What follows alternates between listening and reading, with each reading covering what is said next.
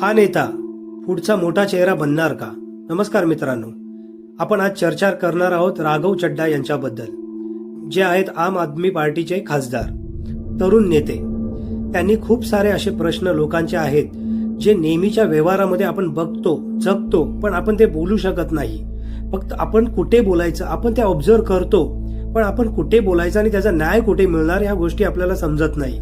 पण त्यांनी त्या आज राज्यसभेमध्ये ठेवलेल्या गोष्टी, खूप साऱ्या गोष्टी, शिक्षणाला घेऊन असून दे, हॉस्पिटॅलिटीला घेऊन असून दे, सर्व गोष्टीचे जीएसटी बद्दल असून दे, किंवा एअरपोर्टच्या सर्व्हिस बद्दल असून दे, किंवा इतर खूप साऱ्या गोष्टी जसं मोबाईलच्या बद्दल घेऊन असून दे, छोट्या छोट्या समस्या ह्या नेहमीच्या व्यवहारामध्ये ज्या अडचणी बनलेल्या आहेत आणि त्या अडचणी खूप मोठ्या होत चाललेल्या आहेत आता.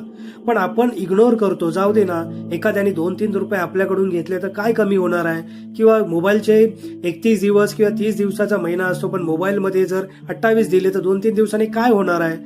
हे असंच विचार करून जे सामान्य लोक इग्नोर करतात आणि श्रीमंत लोक आहेत, जे अमीर लोक आहेत, ते अमीर या गोष्टीनेच बनलेले आहेत. 2-3 दिवसाच्या लूटमारीने हे जे करोडपती लखपती लोक जे उद्योजक बनलेले आहेत, हे फक्त सामान्य लोकांना लुटूनच बनलेले आहेत. पण त्यांनी हे सर्व गोष्टीवर अभ्यास केला, रोजच्या व्यवहारात येणाऱ्या प्रश्नांवर अभ्यास केला आणि आज ते राज्यसभेमध्ये बोललेले आहेत. तर आपण पाहूया की कोणते कोणते प्रश्न आहेत. जसे की शिक्षणाबद्दल बोललेले आहेत, हॉस्पिटलला घेऊन, एअरपोर्टला जे चहा एवढी महाग का मिळते, पाणी एवढं महाग का मिळतो एअरपोर्टला.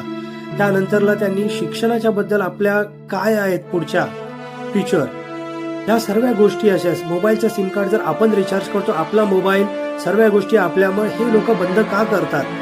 आउट गोईंग बंद करणं ठीक आहे, रिचार्ज संपला, आउट गोईंग बंद करणं योग्य आहे. अशा खूप साऱ्या गोष्टी आहेत. पण मला असं वाटतंय आपण यांना सपोर्ट केलं पाहिजे आणि हा खूप पुढचा नेता, चांगला नेता बनू शकतो. बस, धन्यवाद.